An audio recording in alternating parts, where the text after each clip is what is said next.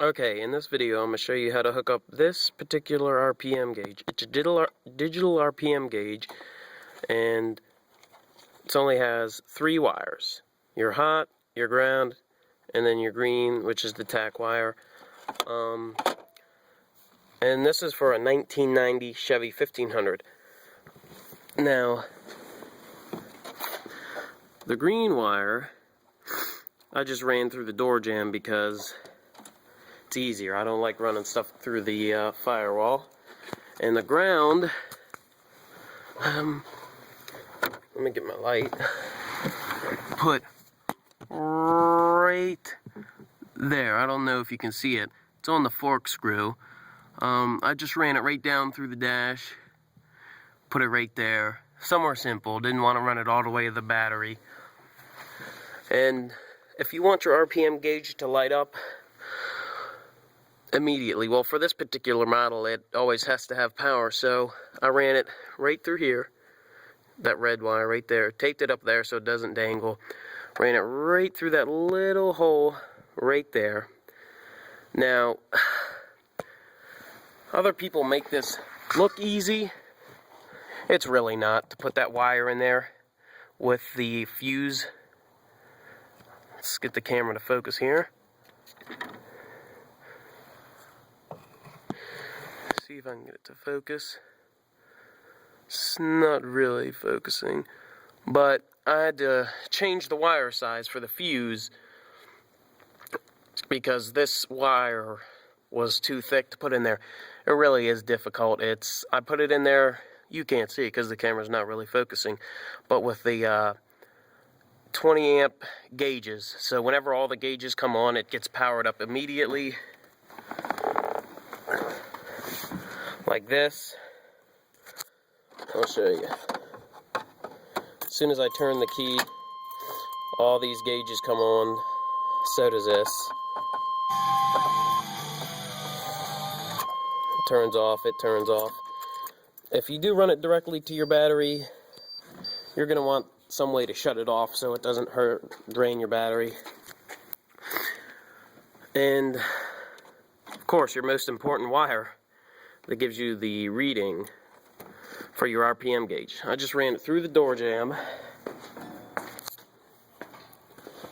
Right after I got out of the door jamb, let me grab my light real quick.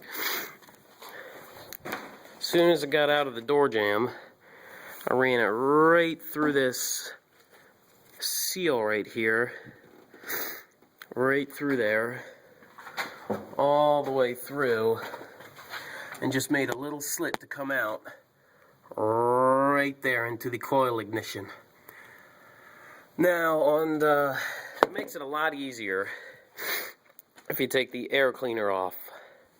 And on this particular model, the 1990 Chevy 1500, it does not have a stock RPM gauge, which is why I wanted to hook it up.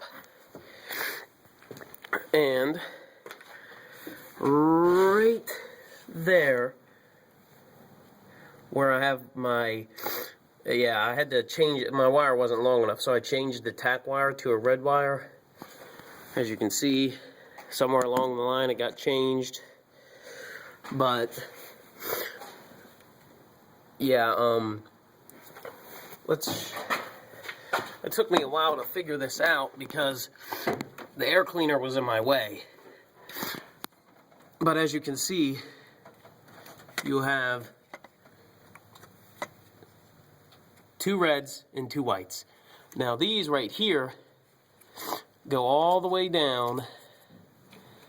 I don't think you can, you can't see it, but it goes to this blue thing right there. Oh, there you can, you see it right there. It comes from the blue thing right here to your coil ignition, and then right here, this red goes somewhere. Have no clue where it goes, but for this particular model, because I didn't have an RPM gauge, this white right here that you see I wired it into, it just went nowhere. It ended. And on this particular model, the 1990 Chevy 1500, it'll be right there. right behind the air cleaner. That thing. And yes, I just sanded it down and primed it. It's so much easier if you take it off. But that's how easy it is. And the hardest part, I would have to say, is putting the wire in with the fuse. The grounding wasn't that hard. That was the hardest part, putting it in there like that. Wish I could get it to focus.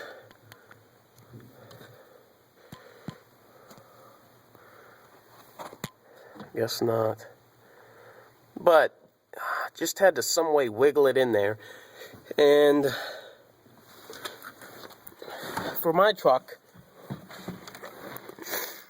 this is where the stock radio would go, right here where I put my RPM gauge. But I got another radio right there, so this leaves a spot open. So I just ran all the wires through here. Don't worry about this. This is for my radio.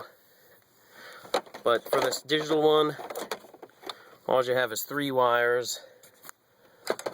But for the other one with the 4th wire, some of the other ones that are not digital, they have a white wire.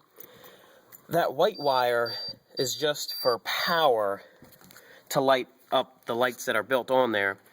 If I had one of those, just wire nut it in with your headlights, so when you turn your headlights on, usually you turn your headlights on when it's dark, or you just keep them on all the time when you're driving, and it turns on the lights on the other one. And that's about it for this right here, and this is as simple as that. Comes on, looks pretty cool. I would show you right now. I'd start my truck up and show you, but that I don't want to start it without the air cleaner off. And that's it.